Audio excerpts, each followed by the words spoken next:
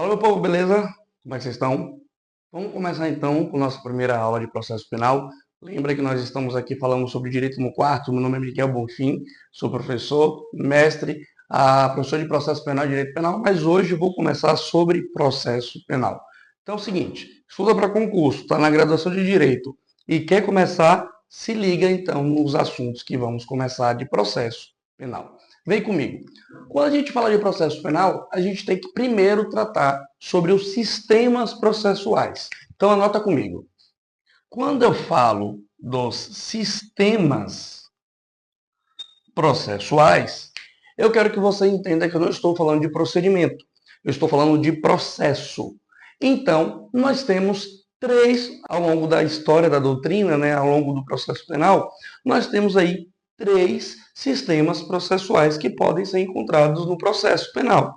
O primeiro sistema é o sistema inquisitivo.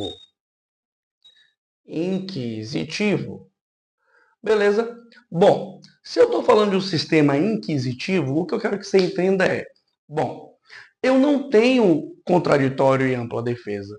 Eu não tenho a divisão das partes do processo. Na verdade, o juiz, ele também acusa. E se existe defesa, a defesa é apenas um figurino. Está ali apenas para dizer que teve defesa, mas não teve. Inclusive, eu tenho a possibilidade de utilização de tortura e outros meios de prova que hoje nós teríamos como ilegal. Nós não temos contraditório, não temos ampla defesa, não temos a publicidade, o processo é em sigilo, é em segredo. Muitas vezes, sequer a pessoa que está sendo investigada sabe que existe um processo contra ele até ele ser condenado e for, então, cumprir a pena. Então, lembra, o sistema inquisitivo, ele é um sistema que não tem defesa, não tem contraditório, a produção de provas está entre o juiz, então o juiz acusa e julga. Eu não tenho defesa se tiver apenas como forma figurativa e assim por diante. Um outro lado, nós vamos dizer do sistema acusatório. Então vamos lá. O sistema acusatório ele é o contrário do sistema inquisitivo. O sistema acusatório ele garante o contraditório, ele garante a ampla defesa. Eu tenho a divisão das partes processuais, ou seja, o Ministério Público é responsável por acusar. A defesa, advogado e defensoria pública é responsável por defender. E um juiz imparcial, ele julga conforme as provas produzidas no contraditório judicial. Perceba que aqui no sistema acusatório eu sequer posso ter a produção de provas ilícitas. No sistema inquisitivo, as provas ilícitas podem ser produzidas, inclusive até para condenar. No sistema acusatório, não. Eu vedo a produção de provas ilícitas como regra. A exceção é, prova ilícita é possível apenas para absolver. E, por fim, eu tenho o último sistema, que é o sistema misto. Como já diz o nome, o sistema misto é o seguinte: a primeira parte do processo vai ser basicamente inquisitiva, por um juiz inquisidor, e depois eu abro uma parte acusatória, já com as provas produzidas. Tá certo? Erra quem fala que no Brasil o sistema é misto. Não é. Então, qual é o sistema processual penal que existe no Brasil? Vai ser o sistema acusatório. Beleza? O Brasil vai estar lá tendo o sistema acusatório. Miguel, eu vi que o pacote anticrime trouxe o artigo 3º-A no Código de Processo Penal, que fala que, de fato, o sistema acusatório. Mas calma. Antes dele, inclusive, está tendo aquele julgamento lá no STF, eu quero que você lembre o seguinte. Antes mesmo desse artigo 3º-A, existia, e eu vou trazer o professor Auri Lopes Júnior, que ele trata do direito do sistema acusatório constitucional, já tem lá no artigo 129, inciso 1º da Constituição Federal de 88, tem lá dizendo que o Ministério Público ele é o dono da ação penal. Então, para ter uma ação penal, quando ela é ação penal pública, o titular da ação é o Ministério Público. Isso traz, diante da Constituição de 88, uma figura mais importante para o Ministério Público. Então, o Ministério Público vai se encaixar como dono da ação, beleza? Contraditório, ampla defesa, presunção de inocência, vedação de provas ilícitas para condenar e assim por diante. Isso é o que basta você saber sobre sistemas processuais. Vem comigo então agora para a parte de princípios de processo penal. Mas a parte de princípios eu vou dividir em duas aulas. Hoje eu começo a falar dos princípios, mas na outra aula de processo penal, a aula 2, eu vou continuar até terminar os princípios, porque são muitos princípios. Óbvio que eu vou trazer aqui não todos, mas basicamente os princípios que mais são cobrados a título de prova. Como eu disse para vocês, a gente volta então falando de princípios. Já coloquei aqui no quadro, com um passe de mágica, princípios de processo penal.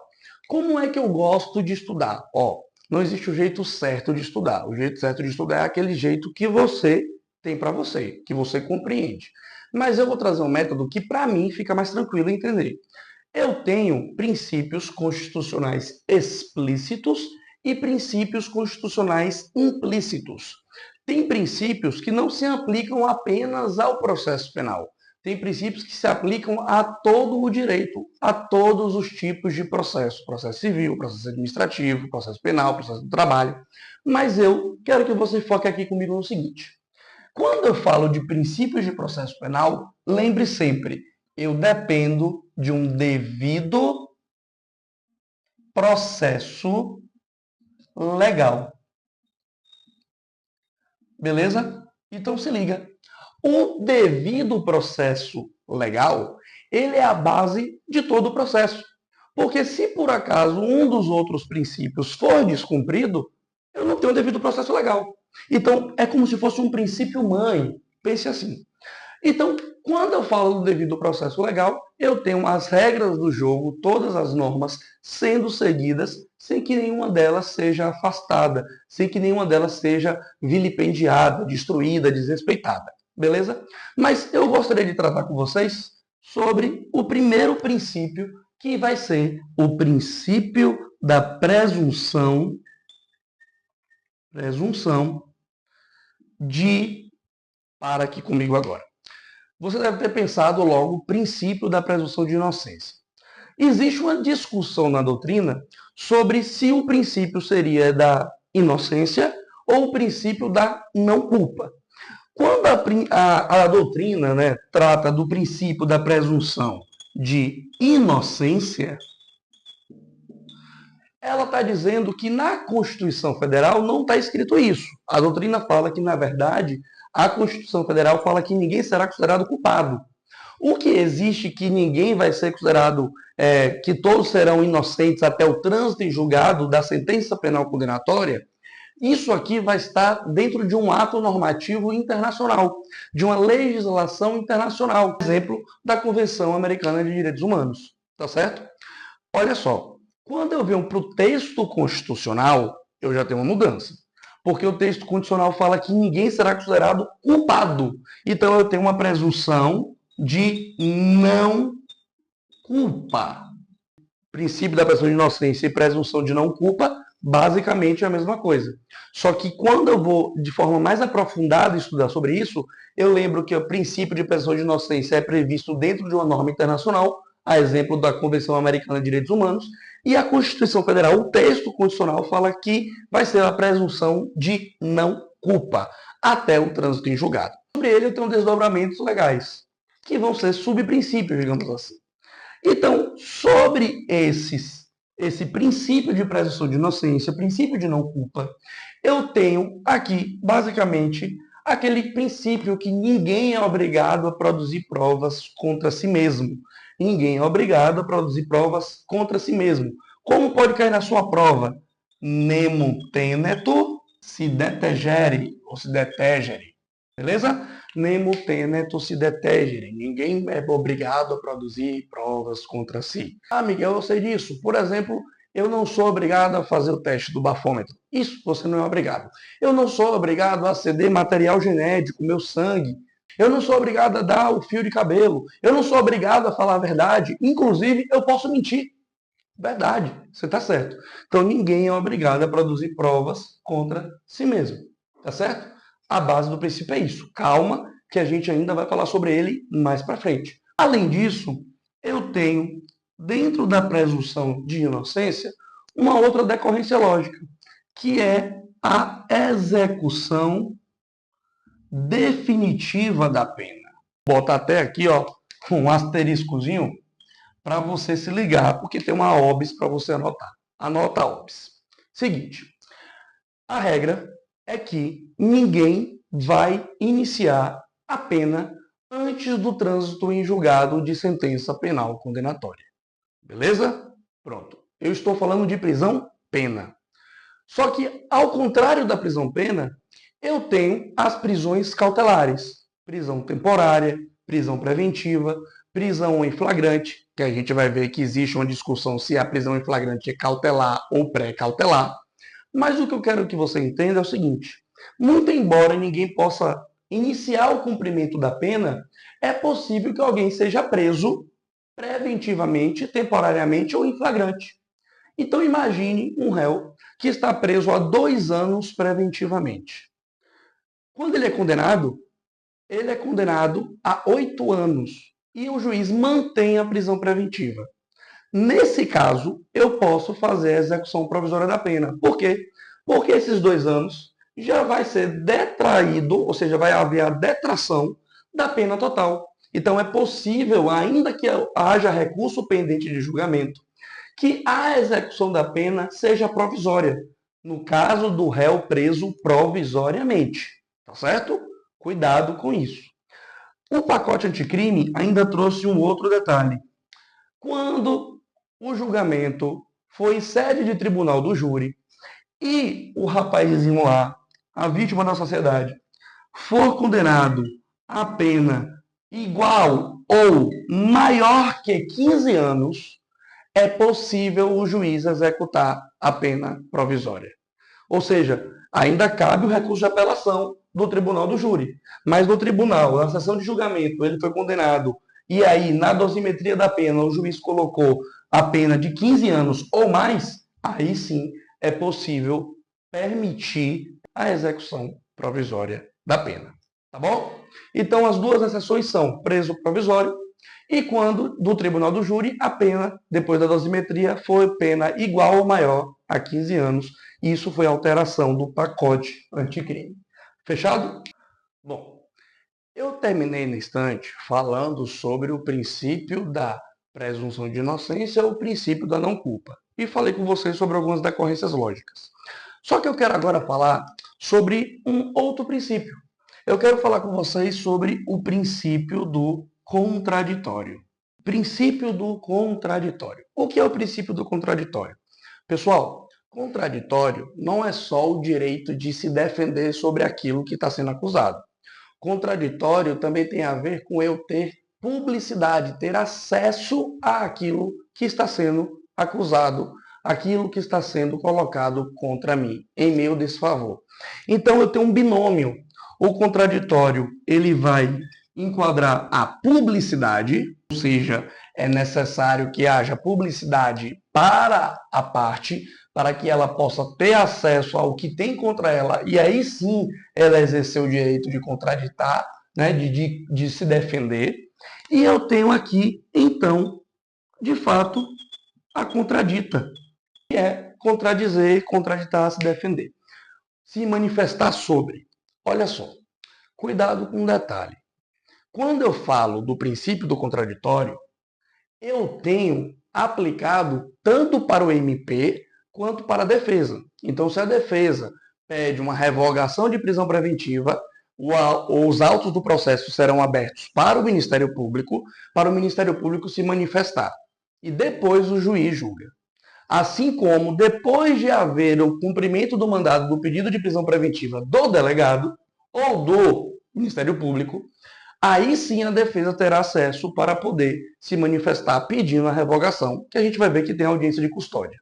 Só que assim, ó, quando eu falo da publicidade, eu quero chamar a atenção de vocês para o seguinte. A publicidade, quais são os atos que podem cair na minha prova, que podem ser cobrados? Quando o primeiro deles, né, vai ser a súmula vinculante.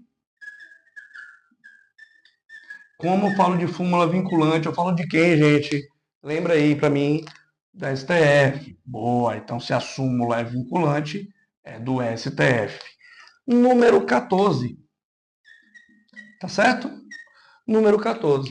Ou seja, o defensor, é direito do defensor, do advogado, do defensor público, ter acesso aos autos de investigação daquilo que já está documentado nos autos de inquérito, nos autos do processo. Então, súmula vinculante número 14 é importante para isso. Pode ser, indo um pouquinho mais além, que lhe seja cobrado também o estatuto da advocacia da OAB. Então, ó, você que está se preparando para a OAB aí, eu tenho lá o artigo 7º, inciso 14, do Estatuto da Advocacia e da Ordem dos Advogados do Brasil, da OAB.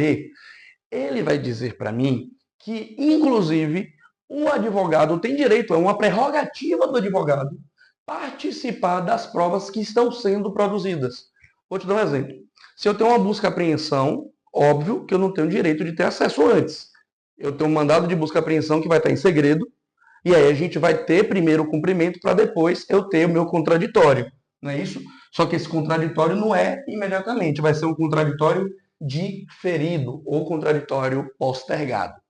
Só que aí, esse artigo 7º aqui do Estatuto, né, no inciso 14, ele traz o seguinte, que eu posso participar das diligências, das produções de provas que estão sendo realizadas. Por exemplo, se eu tenho uma prisão em flagrante e tem um policial militar sendo ouvido, eu posso, enquanto advogado, participar da oitiva dele.